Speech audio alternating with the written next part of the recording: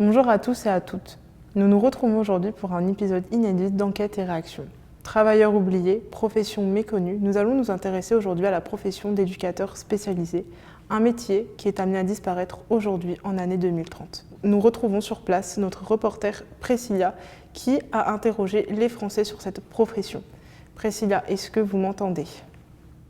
Oui, effectivement, nous sommes en direct de la pépinière où nous avons interrogé quelques passants sur le, très objectivement, métier d'éducateur spécialisé. Je laisse au studio d'envoyer le magnéto. À vous les studios.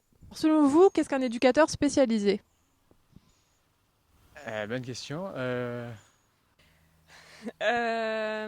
C'est une personne qui va travailler avec des jeunes en difficulté, je pense. Il y a le mot éducation, donc, et puis son rôle principal, c'est de transmettre des connaissances. C'est quelqu'un qui aide les personnes en situation de handicap, je pense. Une personne qui va s'occuper d'enfants ou d'adultes qui ont besoin et qui peuvent pas être autonomes dans la vie de tous les jours. Avec qui et où peut intervenir un éducateur spécialisé? Euh, et où? Colonie de vacances, peut-être. Euh, Dans des foyers spécialisés, j'imagine, dans des maisons qui sont dédiées à ça. Peut-être des... Dans les établissements scolaires, il me semble, ou universitaires. Non, hein, je crois pas avec les personnes plus âgées, mais peut-être en prison. Dans les MJC, Alors, selon vous, quelles sont les qualités qu'un éducateur doit avoir? l'empathie, je pense, vraiment être à l'écoute, essayer de ne pas être dans le jugement, dans la compréhension justement des personnes qui ont besoin de cette aide, parce que bon, forcément, ça va être compliqué si la personne en face se sent jugée. Donc je dirais surtout ouais, l'écoute, l'empathie, la bienveillance. La patience également, hein, la capacité à prendre du recul sur la chose. Il faut avoir aussi une certaine capacité, enfin il faut être un peu, pas autoritaire, mais il faut savoir se faire respecter et il faut savoir se faire entendre et savoir, je pense, bien expliquer les choses à la personne qui est concernée en face. Avoir un peu de cran, je pense, pour tenir, parce que c'est des situations difficiles.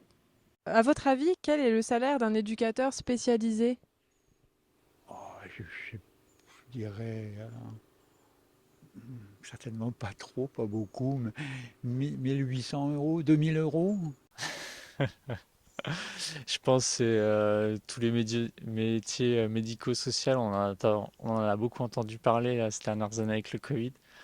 Bah, on a vu que on a connu ces métiers à cause de ça, parce qu'on s'est rendu compte qu'on en avait vraiment besoin tous les jours, que c'était des métiers compliqués et que le salaire était vraiment pas élevé. Je pense que ça doit être vraiment tout juste au-dessus du SMIC et encore, ça doit être vraiment salaire minimum, quoi.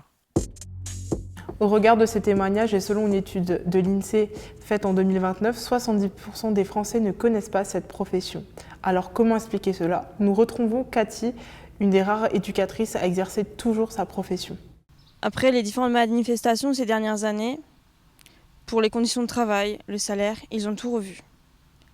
Après, faut pas s'étonner qu'il n'y a plus d'éduc dans ces conditions. Vous imaginez? Ils nous ont remplacés par des robots. Des robots quoi. Bon, après eux, ils ne parlent pas patience. Ils sont plus rentables. Ils n'ont pas besoin de café pour carburer aussi. Merci Cathy pour ce témoignage poignant. C'est ainsi que notre épisode s'achève. Nous nous retrouvons la semaine prochaine dans Enquête et réaction.